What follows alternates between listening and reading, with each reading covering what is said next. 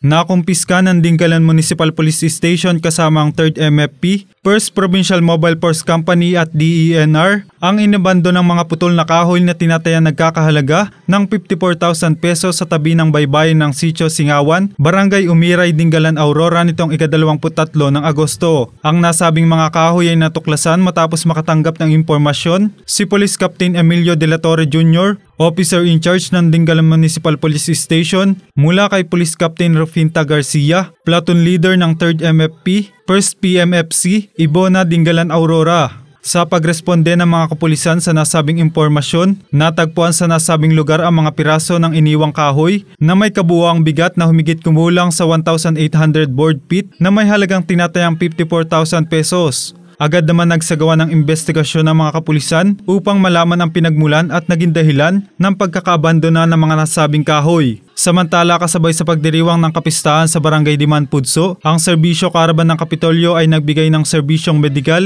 dental, optical, veterinary at iba pa. Dahil sa pagiging matagumpay ng nasabing serbisyo, nagpasalamat ang Provincial Government of Aurora kay Kapitan Nicasio Montero at sa bumubuo ng Sangguniang Barangay, Vice Mayor Amado Heneta, Konsehala May Ann Castro at Konsehala Riza Silvestre sa patuloy na pagsuporta sa serbisyo Caravan ng Kapitolyo. At ako ang inyong naging tagapaghatid balita, Joshua Angara, para sa RTV News Desk.